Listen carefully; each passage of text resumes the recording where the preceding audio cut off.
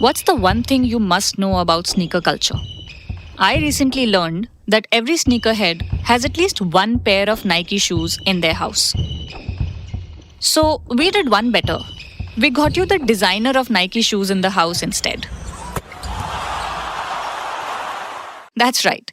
Last week, we met with Aaron Cooper. Aaron has spent over 2 decades at Nike. Michael Jordan, LeBron James, Serena Williams. I'm not randomly name dropping here. Aaron has actually worked with these and many more famous athletes and sports people in his career. Aaron has a new role now. He is the chief design mentor at Plaeto. Now, Plaeto is an Indian footwear company founded by another former Nike employee, Ravi Kalayil. In his new avatar, Aaron is bullish that the Indian sneaker culture could now inspire the West, even though we've usually seen that it's the other way around. What we think is a big opportunity here with Plato is that the Indian culture, it's encoded in your genetics of storytelling for centuries. And more importantly, my goal is that we create something here that is actually a pull into Western culture. That said, Aaron is not in denial of the challenges in that path. Tune in to a fascinating conversation where Aaron talks about the importance of empathy and affordability in sneaker designing. It's an insider's view into sneaker culture like no other.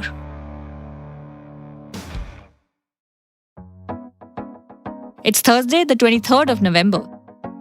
This is Shefali Bhatt from The Economic Times, and you're listening to The Morning Brief.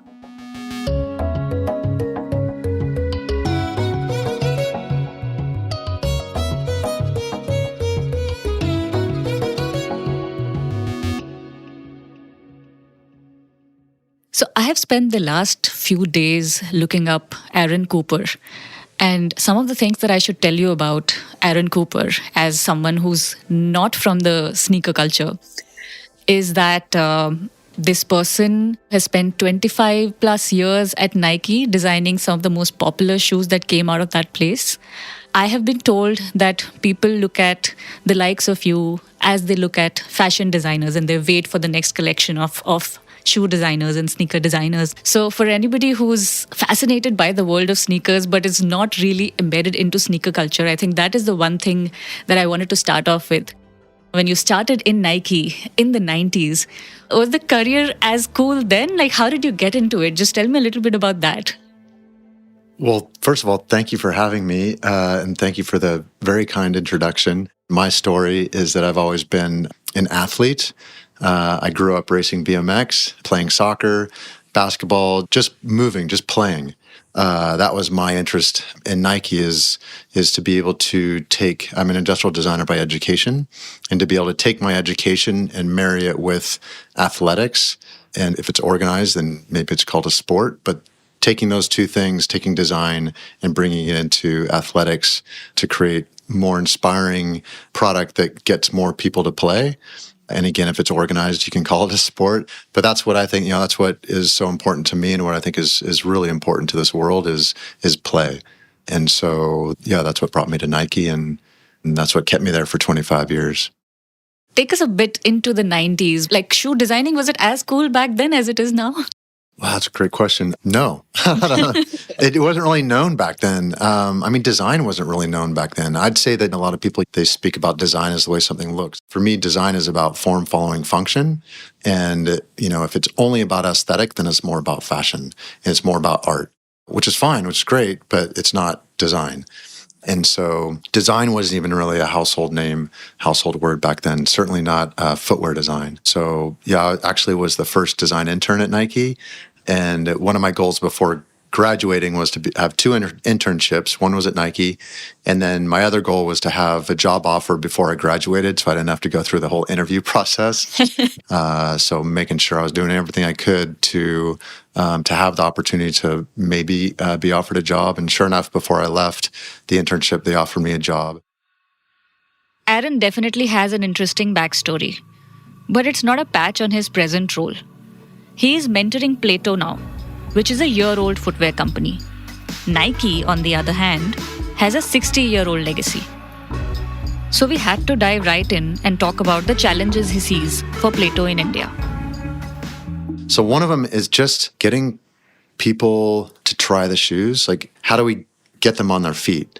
So distribution, how do you, because right now we're majority online. We're partnering with a lot of schools and then partnering with some retailers and looking for more retailers. So it's getting them onto people's feet so that they can feel them. My belief is once you feel these shoes at the price point that we're delivering, it's over. So I think the rest of it will happen organically, because I think we all had that. Like, shoes just kind of make you feel, brand new pair of shoes kind of make you feel special, and again, that's what I want to do for the masses of kids, that not everybody can afford the higher price point product, because I was that kid. My father was a preacher. My mom was a social activist, didn't have a lot of money when I was growing up. I did grow up playing soccer because I could walk to practice and it was free. With Plaeto, the opportunity is to bring better design into a price point that is more accessible, that has never really been done before. Because usually, that level of design is kind of kept for the higher end product, the more expensive product. And then also, being empathetic to the people you're trying to serve, and realizing that in India specifically is a culture of very open footwear, barefoot. And so your feet tend to be more naturally formed for a longer period of time. They don't get conformed by closed-toed shoes as much. So when you do have the opportunity to go into a closed-toed shoe, a lot of Indian people think they are tight, they're narrow, and that they need a wide shoe. And it's like, well, no, you just need a more natural shoe. So that's something else we're doing at Plaeto, is bringing in that idea of a natural fit. You don't have that level of thinking, that level of expertise, to be quite frank, at that price point. So that's what we're doing, is bringing that thoughtfulness and that intent into that price point. My desire is that the kid that only has the access to this price point of product buys our shoes and is walking down the street, and another kid who has an access to more, to the Nikes, turns around and says, "Yo, dude, where'd you get those?"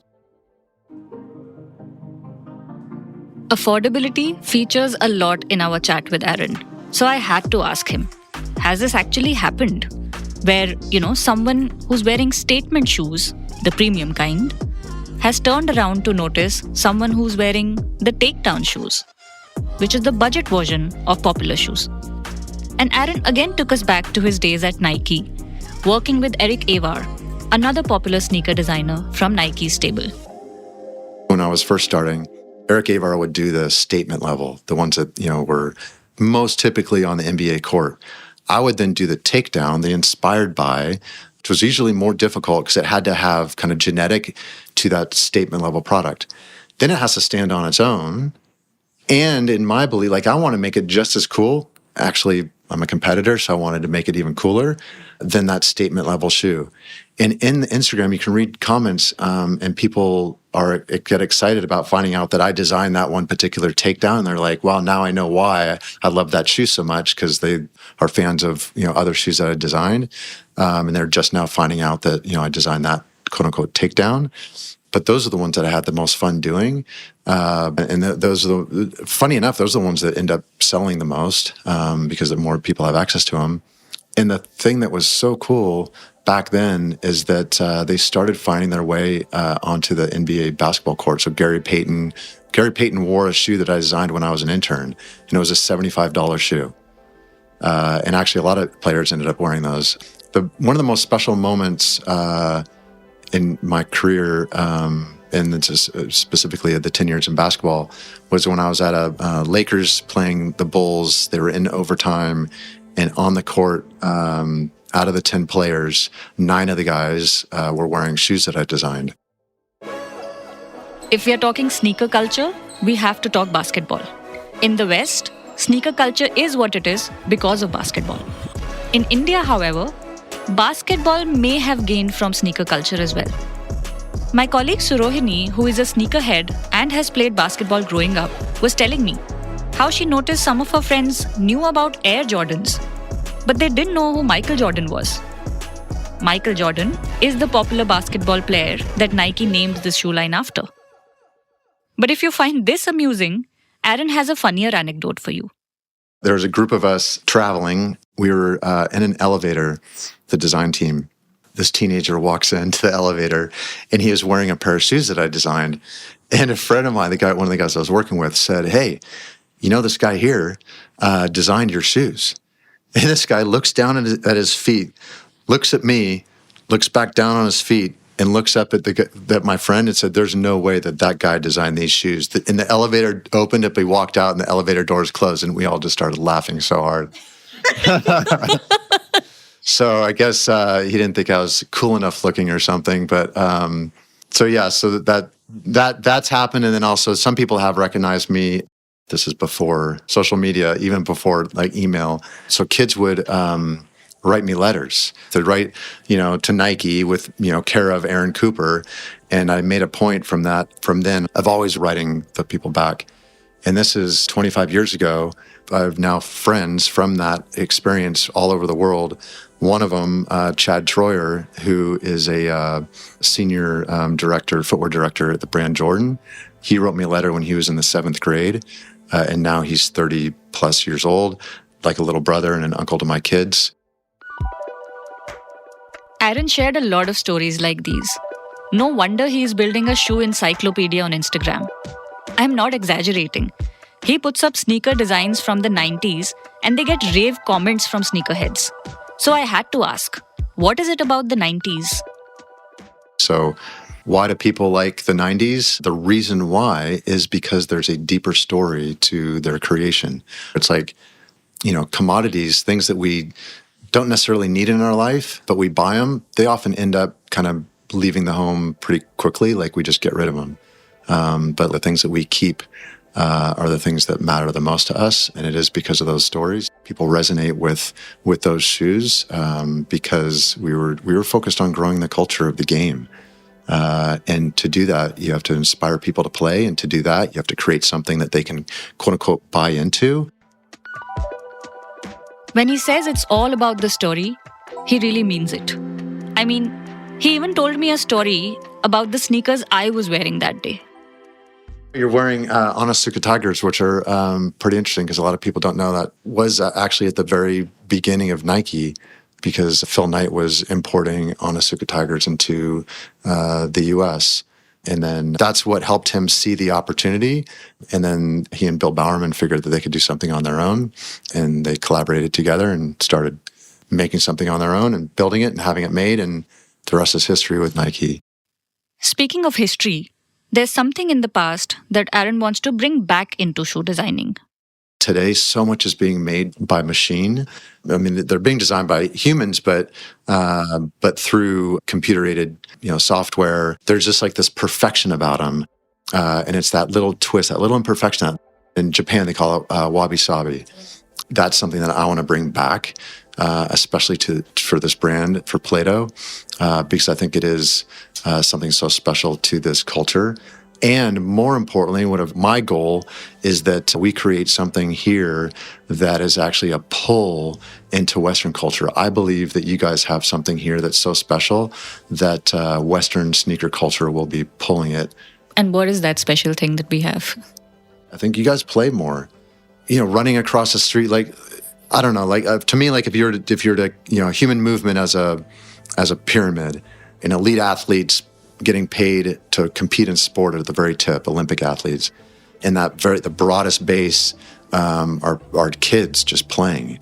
And at least in the U.S., that pyramid is getting squished.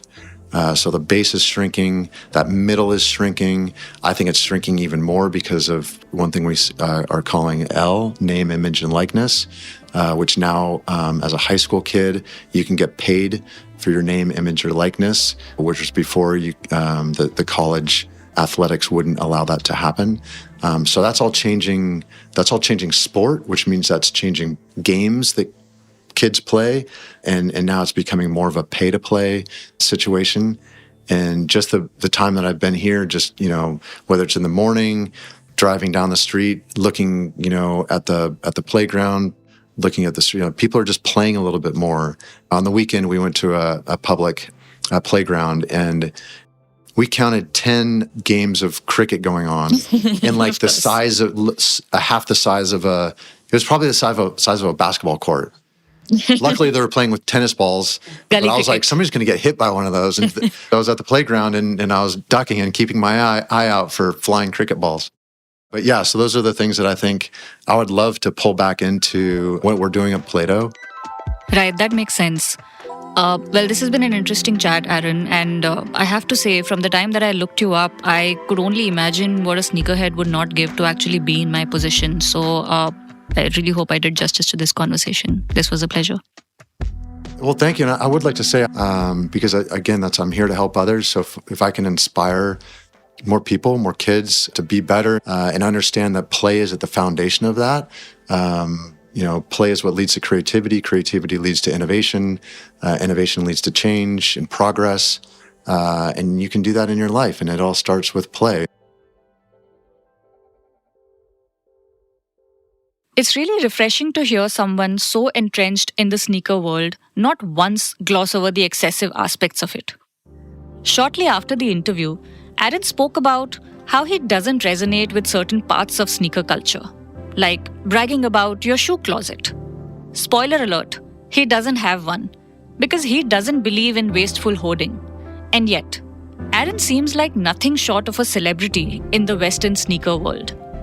I guess one has to wait and see how well he's able to translate that in the Indian context now. That's it for today. You were listening to The Morning Brief. I'm your host, Shifali Bhatt. This episode was produced by Surohini Jain and Vinay Joshi. Sound editor, Rajas Nayak.